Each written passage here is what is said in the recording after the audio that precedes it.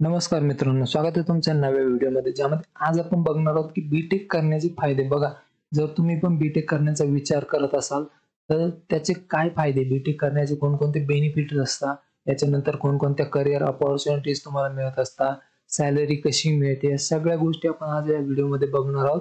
तर हा व्हिडिओ शेवटपर्यंत बघा आणि चॅनलवरती नवीन असाल तर सबस्क्राईब पण करून द्या.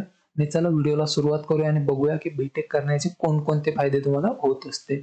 तर बघा, सगळ्यात पहिला फायदा आहे की तुम्हाला खूप सारे स्पेशलायझेशन मिळतं. बघा, बीटेक जो आहे, इंजिनिअरिंग कोर्स जो आहे, त्यामध्ये तुम्ही वेगवेगळ्या याच्यामध्ये करू शकता. सिव्हिल इंजिनियर आहे, मेकॅनिकल इंजिनियर आहे, इलेक्ट्रिकल इंजिनियर आहे, कम्प्युटर सायन्स इंजिनिअरिंग झाली, IT मध्ये करू शकता. तर अशा प्रकारे, किंवा आता नवीन फील्ड आल्या बघा, AI आहे, AIDS आहे, या आर्टिफिशियल इंटेलिजन्स किंवा मशीन लर्निंग जे आहे त्यामध्ये तुम्ही करू शकता.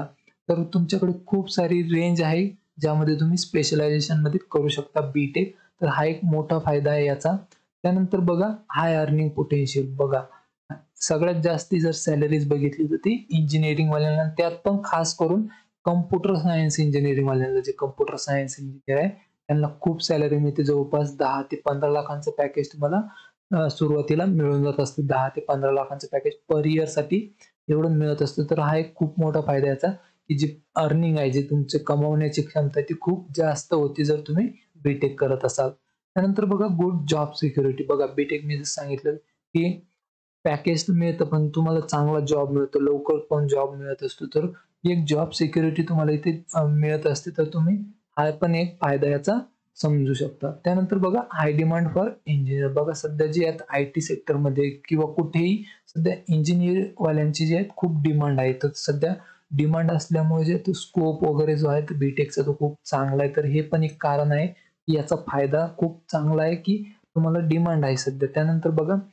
खूप साऱ्या तुमच्याकडे करिअर अपॉर्च्युनिटीज आहे. हा एक खूप महत्वाचा फायदा आहे बीटेकचा, की खूप साऱ्या अपॉर्च्युनिटीज तुमच्याकडे असतात. मग तुम्ही कम्प्युटर सायन्सचे असो किंवा मेकॅनिकल, सिव्हिल. बघा, सध्या जरी कम्प्युटर सायन्स हे खूप वरती असलं, पॉप्युलर असलं, पण पुढे चालून अजून 1-2 वर्षात मेकॅनिकल, सिव्हिल वाल्यांना यांना पण खूप डिमांड येणार आहे. कारण सध्या सगळे मुलं फक्त CS कडे जात आहे. सगळे मुलं फक्त कम्प्युटर सायन्स करत आहे. त्यामुळे काय झालं, सिव्हिल मेकॅनिकल वाले कमी आहेत. आणि हीच कमी जेव्हा आता पुढे 1-2 वर्षात दिसायला लागेल, तर तेव्हा मेकॅनिकल वाले, सिव्हिल वाल्यांना खूप डिमांड येणार आहे. तर त्यांना पण स्कोप वाढणार आहे. तर जर तुम्हाला बीटेक करायचं असेल तर तुम्ही नक्की करू शकता.